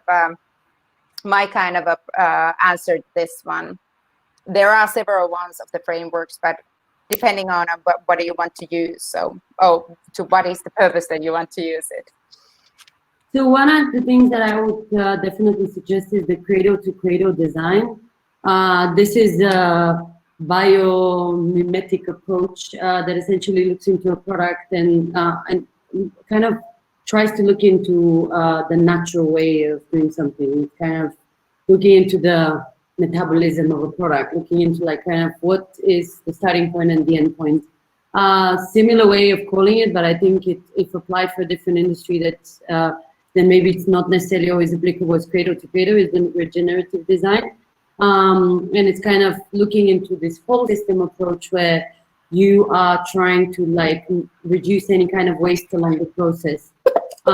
These are two ones, and I also would definitely encourage anyone to look at the studies that are quite often published by Kezia. Actually, it's a friend of mine that is working on this topic there and is managing the whole. They're really working hard on explaining quite in a, I would say, business-driven manner what is circularity. I'm going to try to find one of the studies here, but like, yeah, it could be. Of course, it's not. And then another one to look at if you're interested in fashion, and I can see in the audience a few people that I know are interested in the fashion space, is the work of a foundation. Wait, I'm gonna skip my mind. 1 second. There it is. The Ellen MacArthur Foundation, and they have incredible work when it comes to circularity. I'm putting it in the chat, and also about cradle to cradle. Those are my two ideas. Maybe to add still is the carbon tracker is one. It's not exactly on the life cycle or the cradle to cradle, but if you want to focus on only a certain like on the energy issues of companies, they have huge reports on big energy companies like NG, etc. So I would definitely, if you really want to look at the old heavy industry players and you're interested in those, the carbon tracker is quite good on that one, at least. Cool. Thanks, guys. So this is a question that relates back to greenwashing. And this is from someone with a climate NGO background. So how do you work with companies who are greenwashing, and what is the best entryway to their leadership to get them to change, reaching out to a corporate sustainability officer or something like that? So, you know, from an outsider's perspective, how can you get companies to change and acknowledge their greenwashing, I guess? Well, I would start, we did a huge work in my previous position. We did a huge work to engage, for example, with Chinese or Polish coal producers or nuclear power plants all over the world, etc., which are very, very often government owned. So it's extremely difficult to audit them or even get a permission for a foreigner to enter those premises.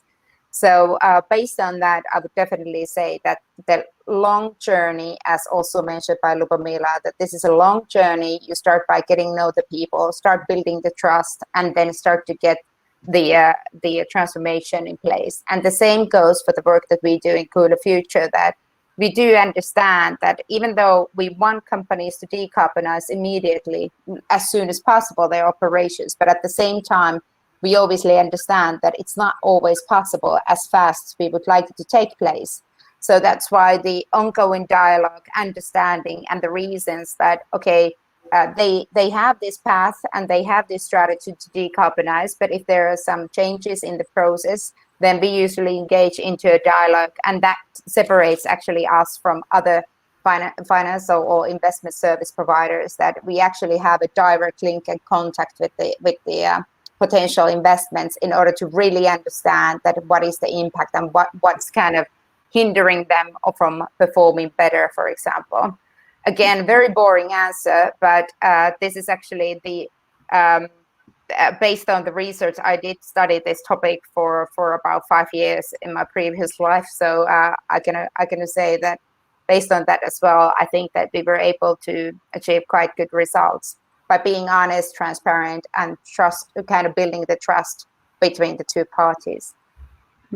If I can add from our experience, just with one sentence, anyone is an actor of, the fight against climate change. And if you feel concerned about the level of sustainability within your company, we have seen actually a lot of pioneers of sustainability establishing the sustainability practice just by the fact that they're enthusiastic about the topic. And I can refer to also tech companies in Berlin and other companies across Europe that we have started working with, thanks to the employees that have been this active part of defining the company's vision of the future. Another aspect is that you as a consumer, you're totally welcome to, use, of course, School of Future's upcoming platform, but also you are allowed to ask questions. No one says that it's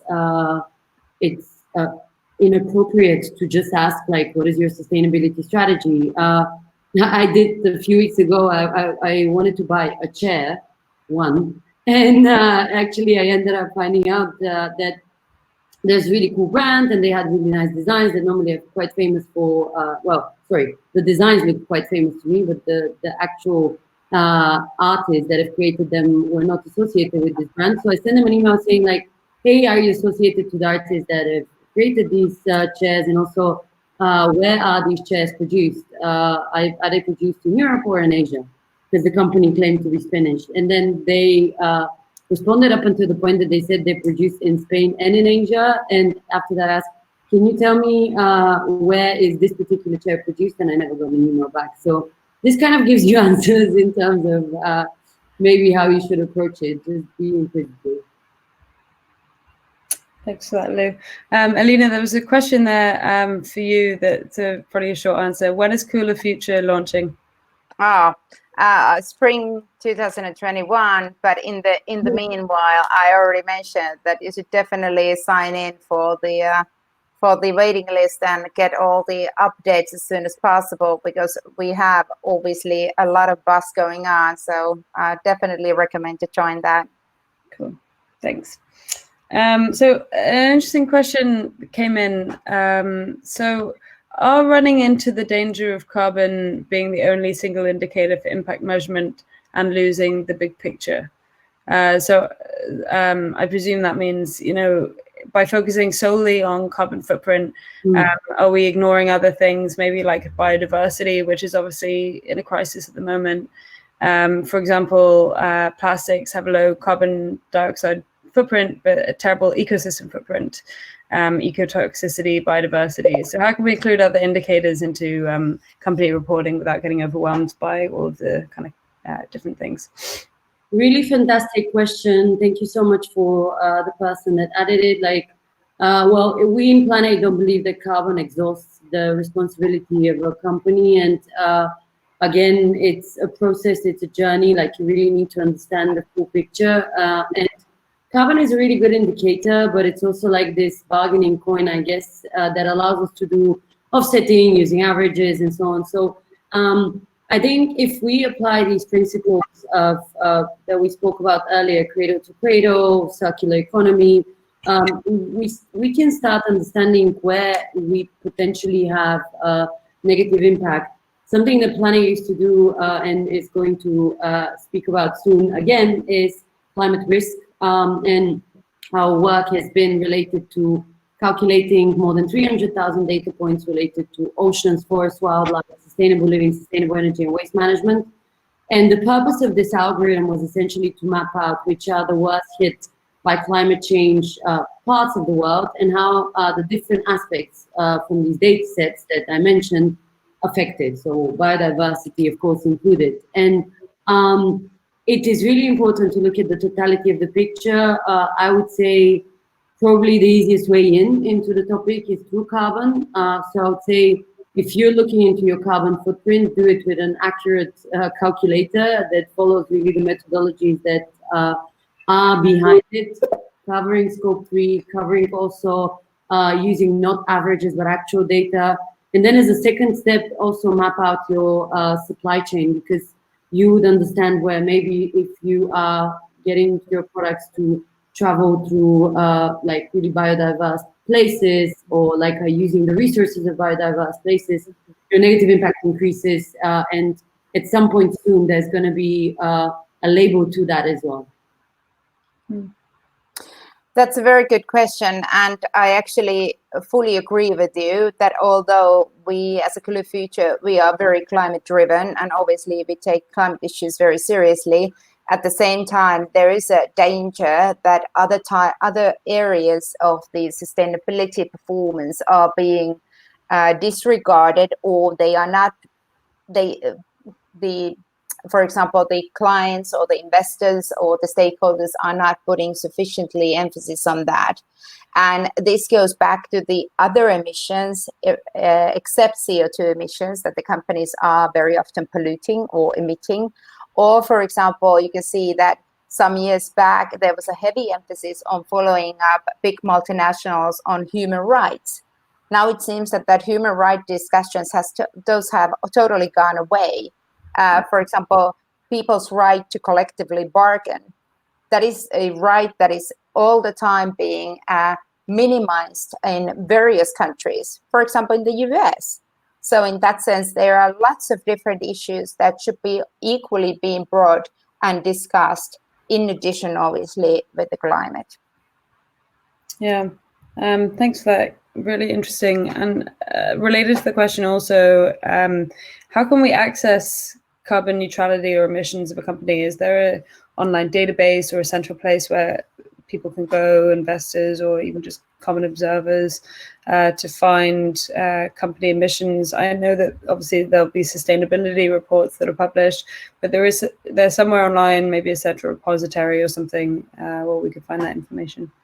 So there's CDP, which is a non-profit, not-for-profit company that lists large companies to essentially encourage them to start looking into these topics. And they have a really, I would say, sneaky tactic to get companies to do stuff. They basically list them before they even have submitted any data. So if you want to look good, make sure it counts. Make sure you take the steps. If you don't wanna, if you want to look as you actually do, maybe, or if you want to look bad, like don't do anything. But CDP kind of takes this proactive stance on listing people without even giving them,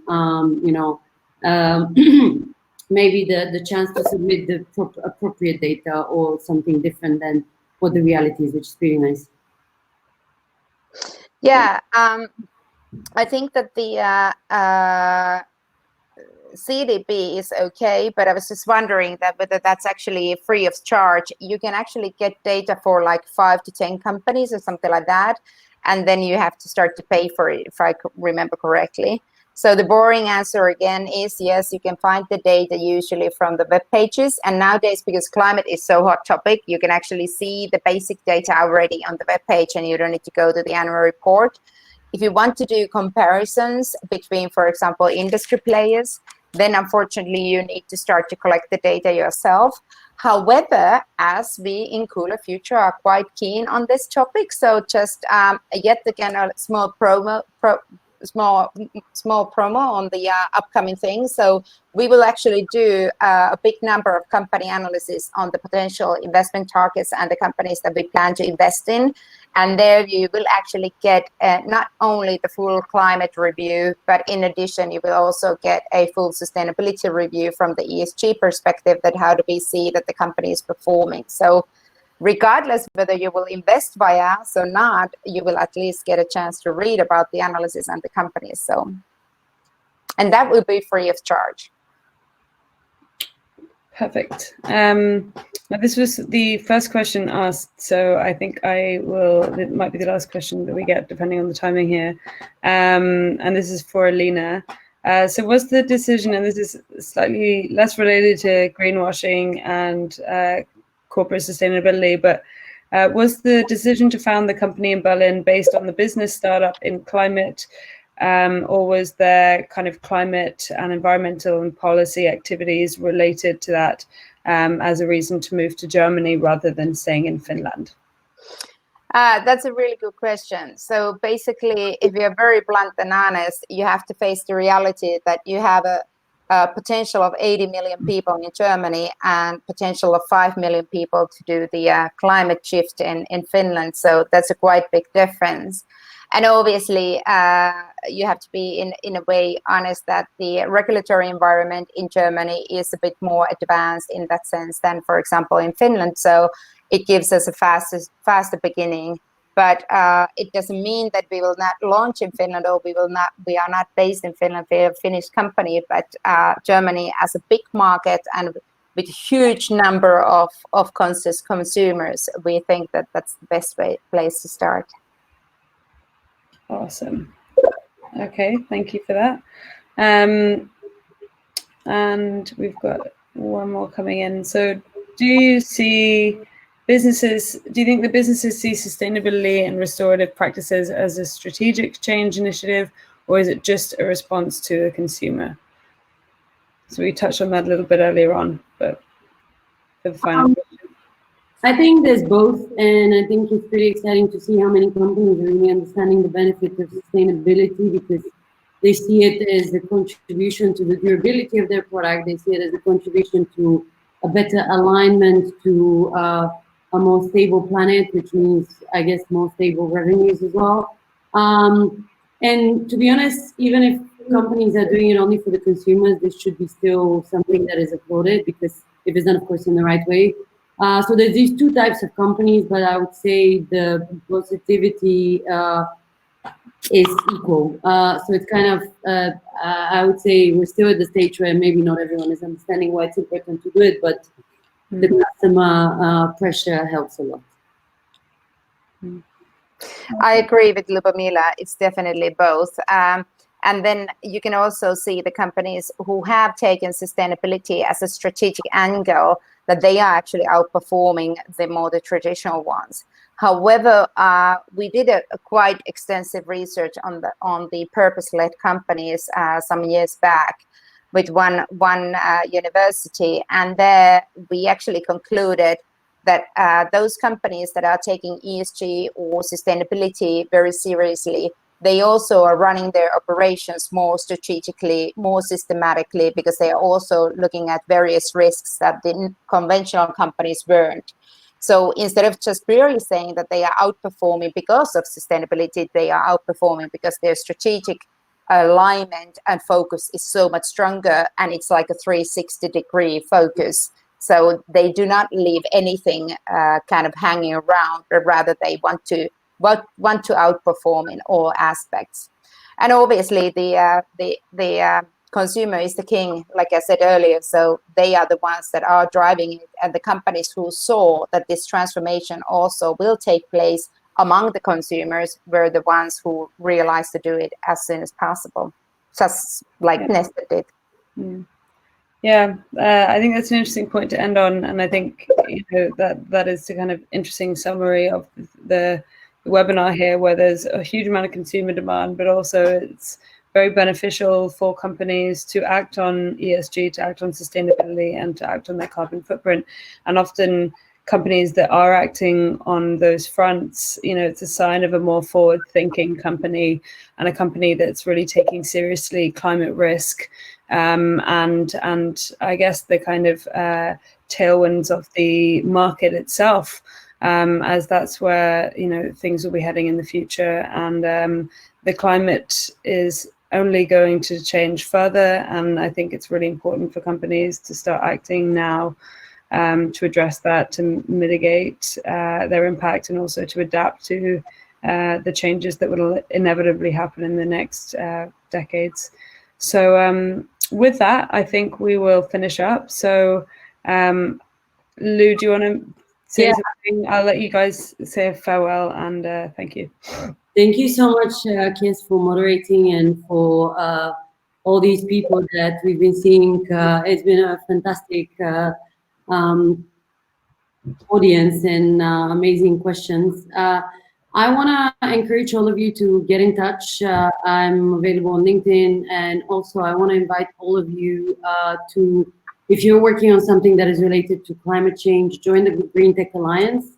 I'm going to put in the chat here the The Green Tech Alliance is a community of now over 400 startups from all over the world that are driven by the vision that we need to work together to address climate change. The benefits for anyone that, if you get accepted, of course, that you can access over 200 advisors that are people from venture capital, from press, and many other important topics related to a company. And we basically just want to find the most effective way to work together, as we do together with Elina, and as PlanA has connected with Cooler Future exactly with regards to this topic. So please join and feel free to ask any further questions. We're going to post the event tomorrow on the PlanA YouTube, and also send the link to the social media of Cooler Future and also the PlanA one. So yeah, thank you so much for being here. It was really fantastic to be part of the event. Elina? Yeah, thank you from my part as well. Thank you, Kezia, for an excellent moderator.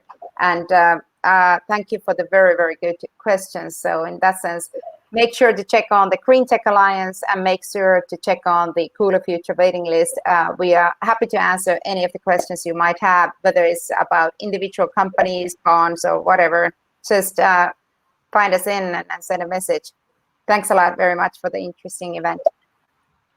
All right, guys, so we'll wrap it up there. Thanks again to our speakers. It was a really wonderful and engaging panel discussion and presentations as well.